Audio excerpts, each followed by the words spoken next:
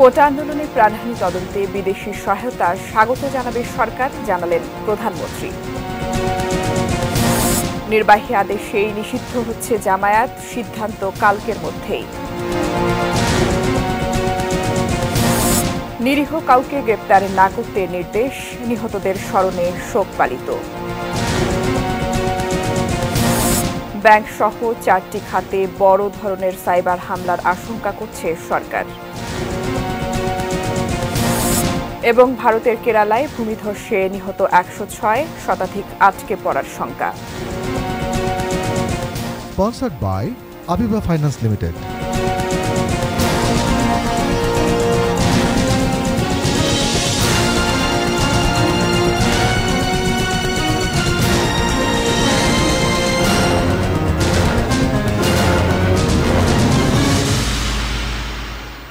এটি নিউজ দেখছেন।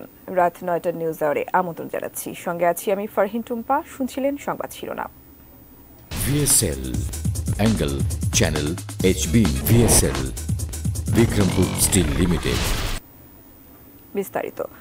কোটা সংস্কার আন্দোলনকে কেন্দ্র করে প্রাণহানির ঘটনার সুষ্ঠু ও মানসম্মত তদন্তে বিদেশি কারিগরি সহায়তা নেবে গঠিত বিচার বিভাগীয় তদন্ত কমিশন। এমনটা জানিয়ে প্রধানমন্ত্রী শেখ হাসিনা বলেছেন, ইতোমধ্যে বাংলাদেশ জাতিসংঘের সহায়তার আগ্রহকে স্বাগত জানিয়েছে। মঙ্গলবার সকালে প্রধানমন্ত্রীর সঙ্গে গণভবনে জার্মান রাষ্ট্রদূত আখিম প্রস্টার সৌজন্য সাক্ষাৎ করেন। পরে প্রধানমন্ত্রীর প্রেস সচিব নাইমুল ইসলাম খান সাংবাদিকদের ব্রিফ করেন। তদন্তে জাতিসংঘের সহায়তা প্রসঙ্গে প্রধানমন্ত্রীর প্রেস সচিব বলেন, ইতোমধ্যে জাতিসংঘ সহযোগিতার ব্যাপারে আগ্রহ প্রকাশ করেছে, বাংলাদেশও তার ব্যাপারে উৎসাহ দেখিয়েছে। জার্মান রাষ্ট্রদূত এ সময় বলেন, তারা আশাবাদী একটা স্বাধীন তদন্ত হবে এবং যারা দুর্বৃত্ত তারা চিহ্নিত হবে এবং তাদের বিচার হবে। তিনি বলেন, যারা ধর্মীয় উগ্রবাদের সহযোগী তাদের ব্যাপারে জার্মানির কোনো সহানুভূতি নেই।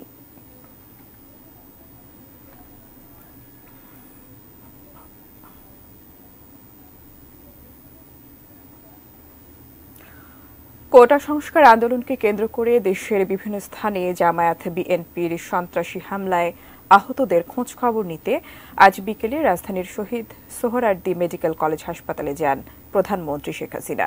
প্রধানমন্ত্রী এখানে চিকিৎসাধীন আহতদের সঙ্গে কথা বলেন এবং তাদের চিকিৎসার খোঁজ খবর নেন। আহতদের যথাযথ চিকিৎসা নিশ্চিত করতে হাসপাতাল কর্তৃপক্ষকে নির্দেশ দেন তিনি। গুরুতর আহতদের কষ্ট দেখে এবং বর্বরতার কথা শুনে আবেগ আপ্লুত হতে দেখা যায় প্রধানমন্ত্রীকে। গত কয়েকদিনে প্রধানমন্ত্রী পঙ্গু হাসপাতাল, ঢাকা মেডিকেল কলেজ হাসপাতাল, বঙ্গবন্ধু শেখ মুজিব মেডিকেল বিশ্ববিদ্যালয় হাসপাতাল এবং রাজারবাগে কেন্দ্রীয় পুলিশ হাসপাতালে গিয়ে চিকিৎসাধীন আহতদের খোঁজ খবর নেন।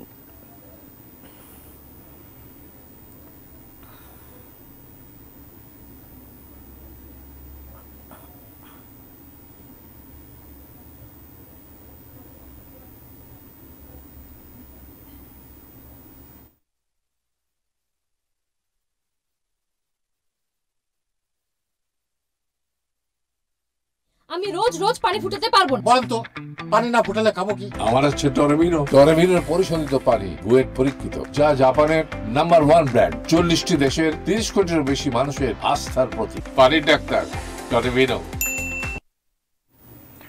রাত 9টার নিউজ আওয়ার দেখছেন।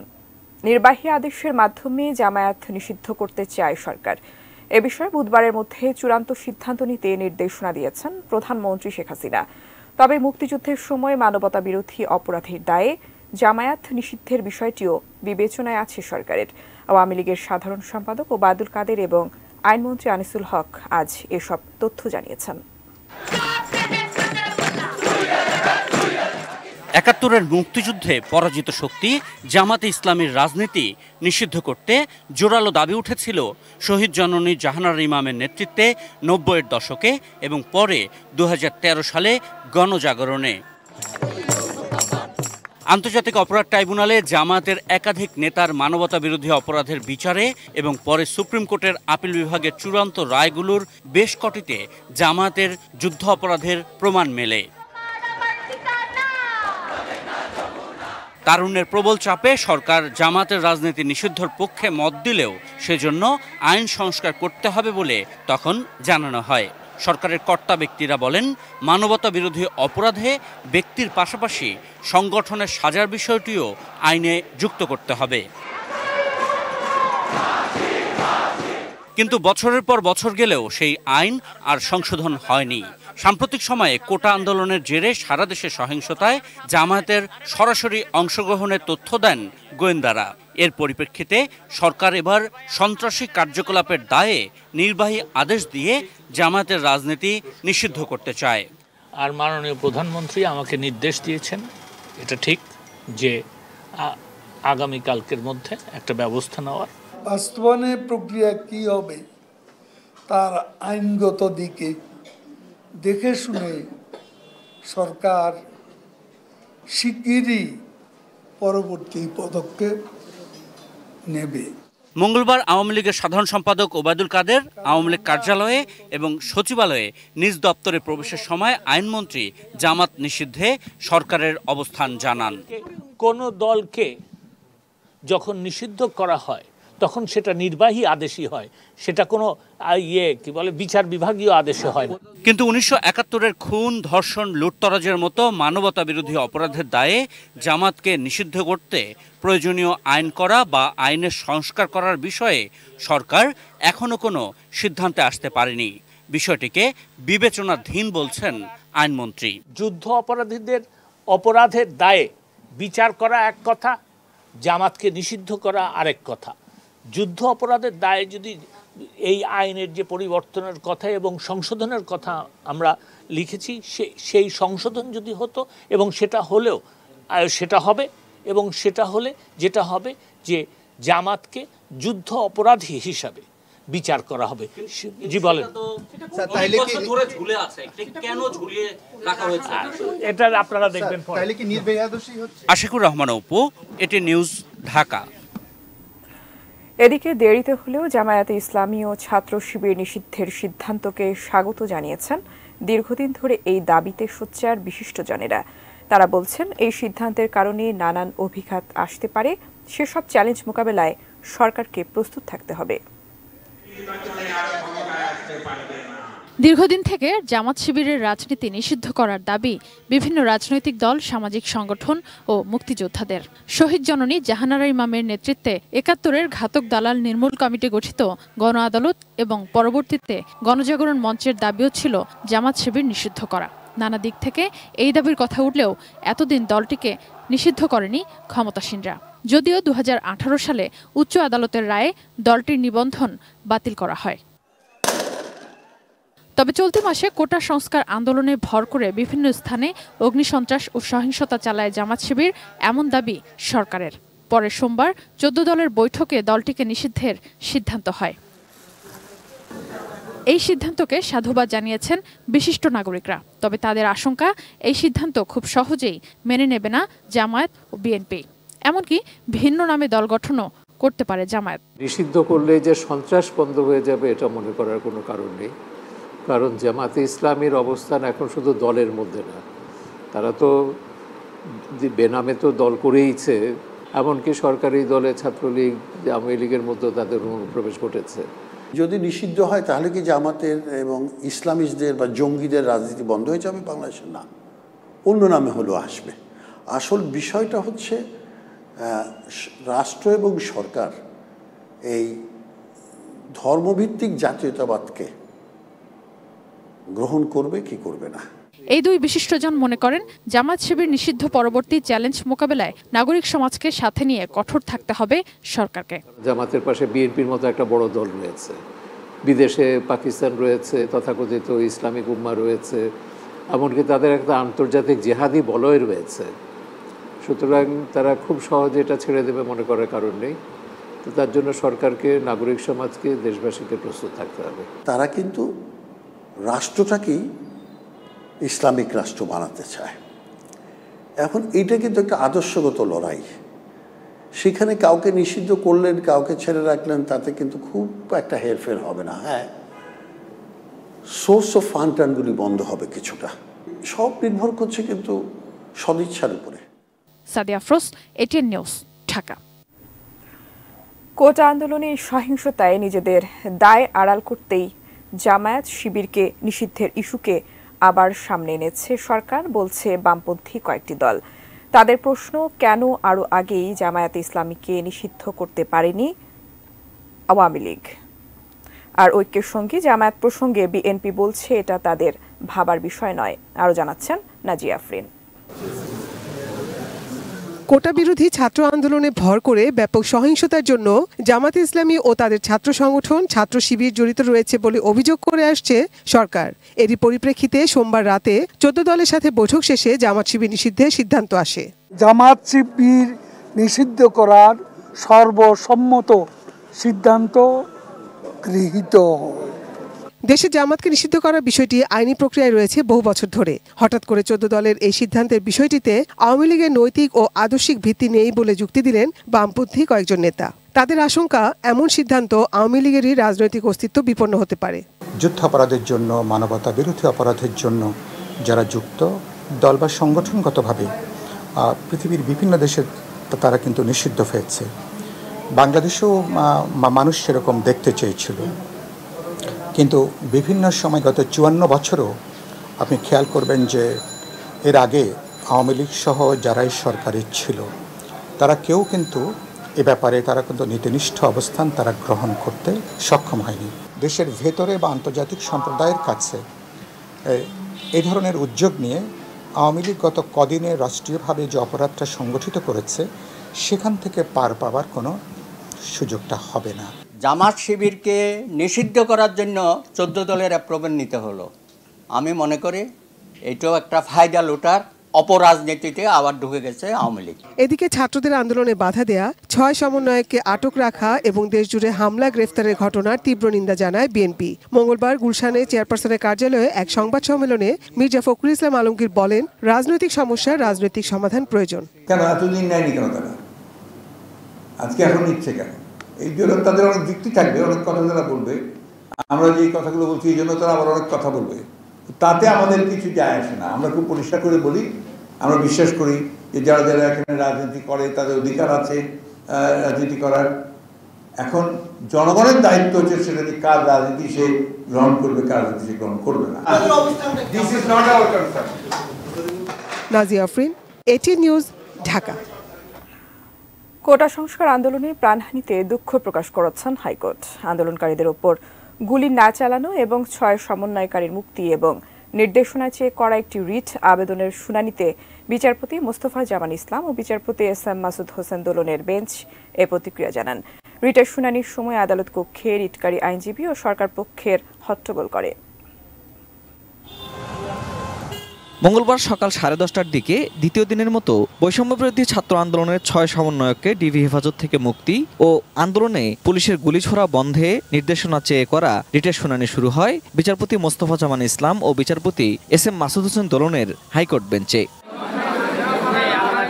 রিট আবেদনের পক্ষে আইনজীবীদের শুনানির সময় আদালত বলেন, সব মৃত্যুর ঘটনাই দুঃখজনক। আন্দোলনে সহিংসতা ও মানুষের মৃত্যুতে আমরা লজ্জিত। আদালত আজকে তাদের আক্ষেপ এবং দুঃখ ক্ষোভ প্রকাশ করেছেন যে এত যে প্রাণ ঝরে গেছে সেটির ব্যাপারে।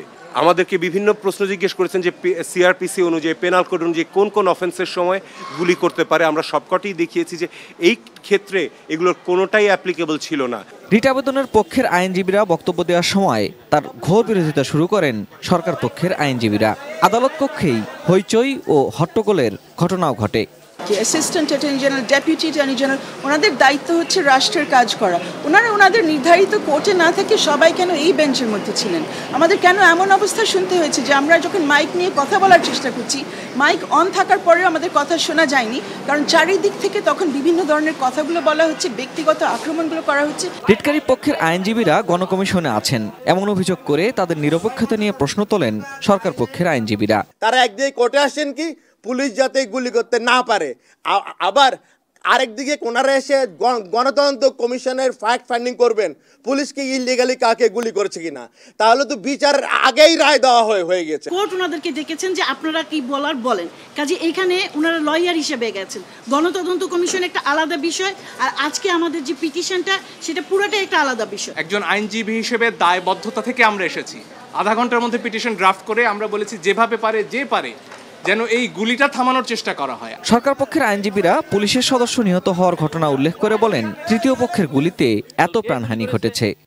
যে ছাদে গুলি হয়েছে তার থেকে উপরের ছাদের থেকে তাকে গুলি করা হয়েছে, এই কথা আমরা কোর্টকে বলেছি।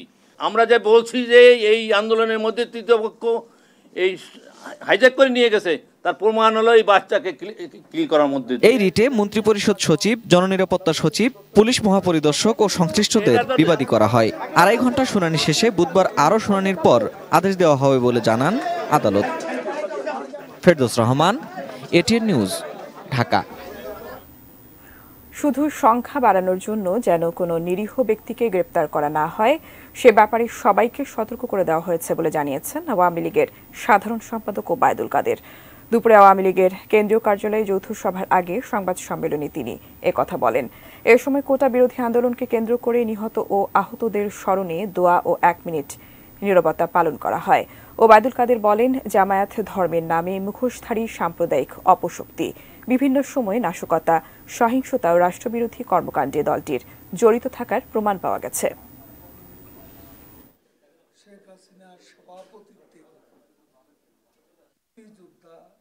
কোনো নিরীহ ব্যক্তিকে কোনো অবস্থায় হ্রাস করা যাবে না।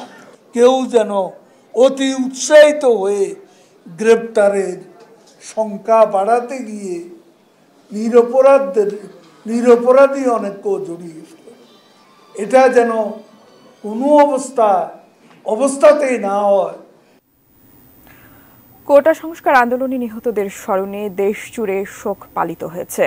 সোমবার প্রধানমন্ত্রীর কার্যালয়ে অনুষ্ঠিত মন্ত্রিপরিষদ সভায় এই সিদ্ধান্ত নেওয়া হয়, গ্রহণ করা হয় শোক প্রস্তাব। আজ সারা দেশে শোক পালনের অংশ হিসেবে অনেকেই কালো ব্যাজ ধারণ করেছিলেন, কেউ কেউ পরেছিলেন কালো পোশাক। বিভিন্ন মসজিদে দোয়া মাহফিল এবং মন্দির গির্জা প্যাগোডায় বিশেষ প্রার্থনার আয়োজন ছিল। সাম্প্রতিক সহিংসতায় বিভিন্ন হাসপাতাল থেকে পাওয়া তথ্যের ভিত্তিতে এখন পর্যন্ত সরকারের হিসেবে 150 জন নিহত হওয়ার কথা বলা হয়েছে।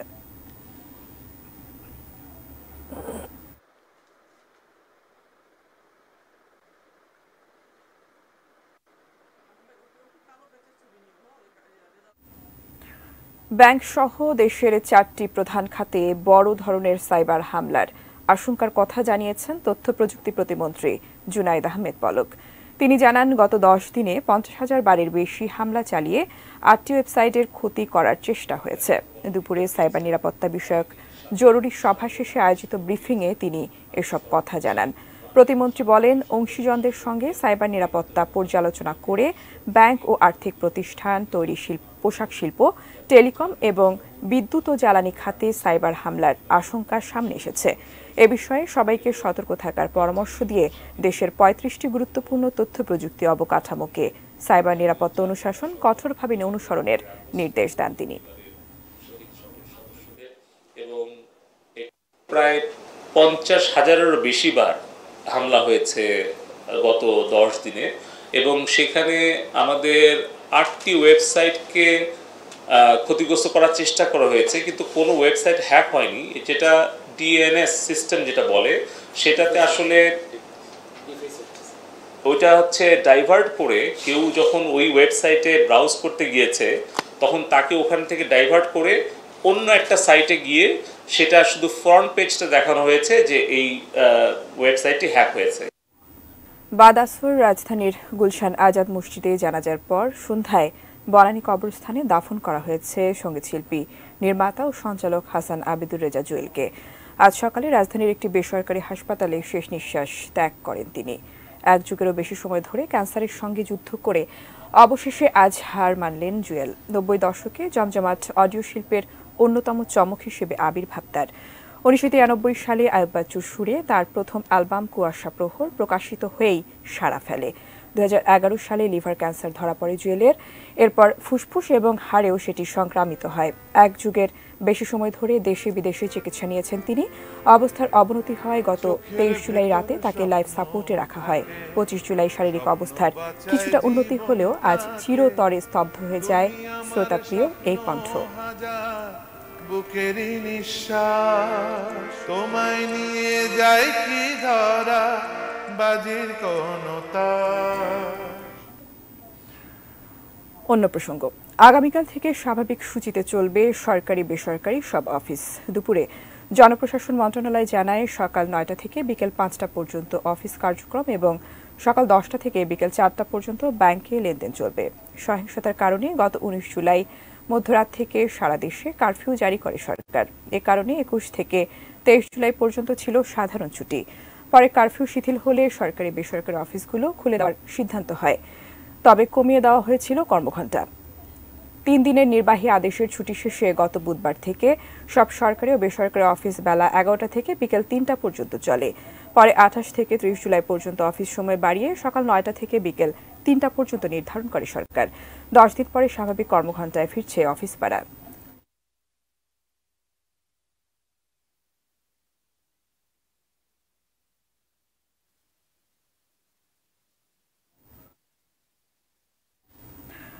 আগামী বৃহস্পতিবার থেকে স্বল্প দূরত্বে চলাচল শুরু করবে যাত্রীবাহী ট্রেন। কারফিউ শিথিল থাকার সময়ে মেইল, লোকাল ও কমিউটার ট্রেন চলাচল করবে। 2-3 দিন পর থেকে আন্তনগর ট্রেন চালুর পরিকল্পনা রয়েছে। মঙ্গলবার রেল ভবনে এক বৈঠকে এই সিদ্ধান্ত নেওয়া হয়। বৈঠকে রেল কর্তৃপক্ষ ছাড়াও পুলিশ ও বিভিন্ন গোয়েন্দা সংস্থার প্রতিনিধিরা উপস্থিত ছিলেন। এ বিষয়ে রেলের মহাপরিচালক সর্দার শাহাদাত আলী গণমাধ্যমকে বলেন, শুরুতে শুধু মেইল, লোকাল ও কমিউটার ট্রেন চলবে। এরপর পর্যায়ক্রমে আন্তনগর ট্রেন চালু করা হবে। এক্ষেত্রে ঢাকা নারায়ণগঞ্জ, ঢাকা গাজীপুর এবং ঢাকা টাঙ্গাইল পথের কমিউটার ট্রেনগুলো বেশি চলাচল করবে। দূরবর্তী যাত্রার মধ্যে ঢাকা থেকে ব্রাহ্মণবাড়িয়ার মধ্যে চলাচল করবে তিতাস কমিউটার ট্রেন। রেলের পশ্চিমাঞ্চলে রাজশাহী, রংপুর ও খুলনা বিভাগে কয়েকটি রুটে ট্রেন চলাচল করতে পারে। এর মধ্যে রাজশাহী থেকে চাঁপাইনবাবগঞ্জ এবং লালমনিরহাট থেকে বুড়িমারি পর্যন্ত চলাচল করবে কমিউটার ট্রেন।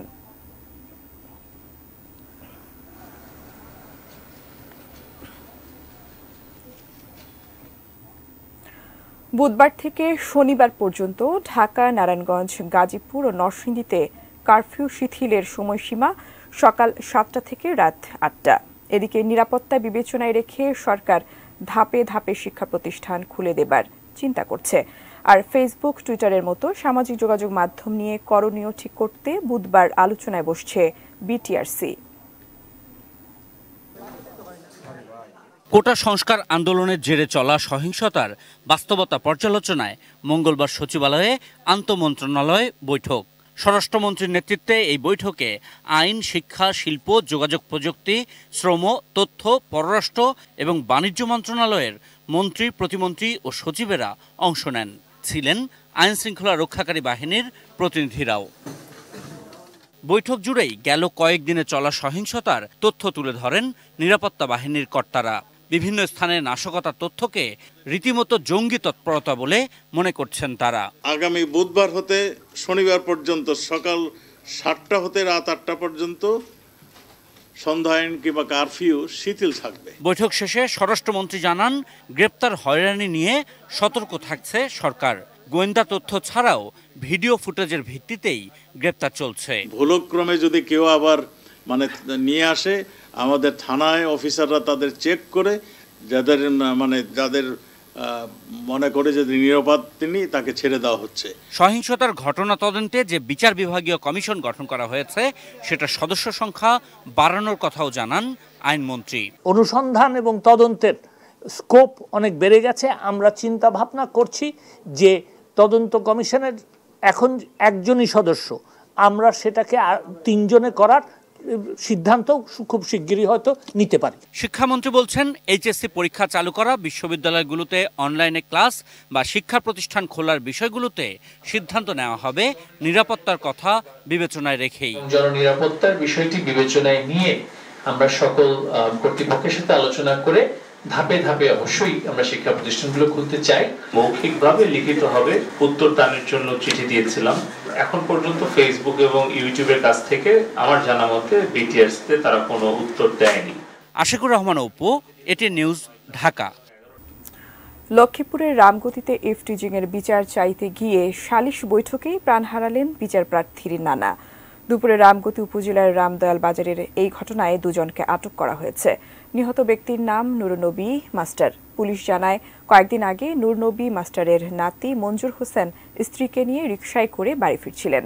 পথে একই এলাকার আলাউদ্দিনের ছেলে শাহাদাত হোসেন আপত্তিকর মন্তব্য করেন। তার জের ধরে মঞ্জুরের লোকজন শাহাদাতকে মারধর করেন। ঘটনায় মীমাংসা করতে রামদয়াল বাজারে আব্দুল মতিন মাস্টারের ঘরে সালিশ বৈঠক বসে। কথা কাটাকাটির এক পর্যায়ে শাহাদাতের পক্ষের লোকজন মঞ্জুরের লোকজনের উপর হামলা করে। এতে ঘটনাস্থলেই নুরনবী মাস্টার মারা যান, আহত হন আরও 5 জন।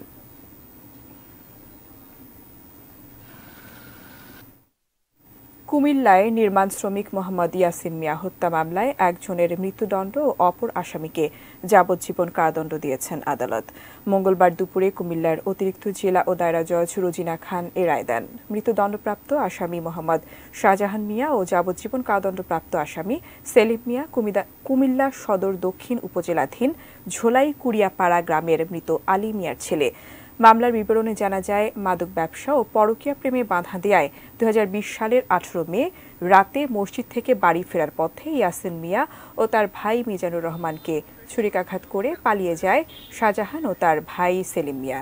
পরে স্থানীয়রা আহত অবস্থায় তাদের কুমিল্লা মেডিকেল কলেজ হাসপাতালে নিয়ে গেলে কর্তব্যরত চিকিৎসক ইয়াসিন মিয়াকে মৃত ঘোষণা করেন। ঘটনায় পরদিন নিহতের ভাই মিজানুর রহমান বাদী হয়ে থানায় হত্যা মামলা করেন।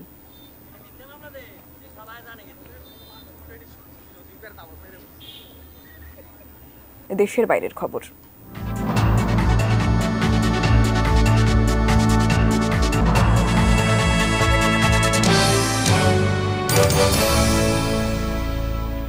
টানা বৃষ্টিতে ভারতের কেরালায় ভূমিধসে অন্তত 106 জনের প্রাণহানি ঘটেছে। ধসে পড়া মাটির নিচে আটকা পড়েছেন আরও শতাধিক। আজ সকালে কেরালার মেপাদি পাহাড়ি এলাকায় এই ঘটনা ঘটে। ধ্বংসস্তূপের নিচে ঘরবাড়ি সহ বেশ কিছু দোকান চাপা পড়েছে। সেনা ও বিমান বাহিনী সহ বেশ কয়েকটি উদ্ধারকারী দলের কর্মীরা ঘটনাস্থল থেকে 106টি মৃতদেহ বের করতে পেরেছেন। এখনও মাটির নিচে আটকা পড়ে আছেন বহু মানুষ। এ কারণে মৃতের সংখ্যা আরও বাড়তে পারে বলে আশঙ্কা করা হচ্ছে। বৃষ্টি ও দুর্যোগপূর্ণ আবহাওয়ার কারণে ব্যাহত হচ্ছে উদ্ধার তৎপরতা। এ ঘটনায় ভারতের প্রধানমন্ত্রী নরেন্দ্র মোদী, কেরালার মুখ্যমন্ত্রী পিনারাই বিজয়ন ও কংগ্রেস নেতা রাহুল গান্ধী গভীর শোক প্রকাশ করেছেন। রাস্তা থেকে সব কুকুর সরিয়ে আশ্রয়কেন্দ্রে পাঠাতে আইন করেছে তুরস্ক। দেশটির পার্লামেন্টে আজ এ আইনের অনুমোদন দেওয়া হয়। প্রেসিডেন্ট রিসেপ তাইয়েপ এরদোয়ানের ক্ষমতাসীন দল একে পার্টি আইনটি উত্থাপন করে। এ আইনের অধীনে শহর কর্তৃপক্ষ বেওয়ারিশ কুকুর আশ্রয়কেন্দ্রে পাঠাবে। কোনো কুকুর হিংস্র আচরণ করলে বা দুরারোগ্য ব্যাধিতে আক্রান্ত হলে মেরে ফেলা হবে সেটিকে। এ আইনে স্থানীয় সরকারকে পশু পুনর্বাসন সেবা ও আশ্রয়কেন্দ্র নির্মাণের জন্য 0.3% বরাদ্দ রাখার কথা বলা হয়েছে। আইনটি পাশের বিরুদ্ধে কয়েক সপ্তাহ ধরে তুরস্কের রাস্তায় প্রতিবাদ চলছে। বিক্ষুব্ধরা বলছেন, কুকুরগুলোকে গণহারে সন্তান জন্মদানে অক্ষম করে দেওয়ার উদ্যোগ এর চেয়ে ভালো সমাধান হতে পারে।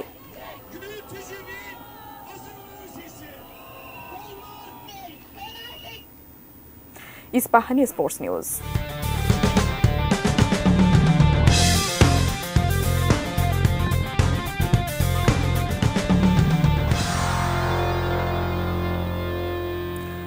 দুই সাবেক অধিনায়ক মুশফিকুর রহিম আর মুমিনুল হককে নিয়ে পাকিস্তান সফরে যাচ্ছে বাংলাদেশ এ দল। বিসিবি থেকে পাঠানো এক সংবাদ বিজ্ঞপ্তিতে 15 সদস্যের বাংলাদেশ এ দল ঘোষণা করা হয়। সফরে 2টি 4 দিনের ও 3টি 1 দিনের ম্যাচ খেলবে এ দল। মুশফিক ও মুমিনুলকে শুধু প্রথম 4 দিনের ম্যাচের দলেই রাখা হয়েছে। পরেরটিতে দেখা যাবে না তাদেরকে। মূলত পাকিস্তান জাতীয় দলের বিপক্ষে জাতীয় দলের সিরিজের আগে এই দুজনের প্রস্তুতি ঘাটতি পূরণে বিসিবির এই উদ্যোগ। এ দলের সাথে পাকিস্তান গেলেও মুশফিক মুমিনুল জাতীয় দলের হয়ে টেস্ট সিরিজ শেষ করেই ফিরবেন।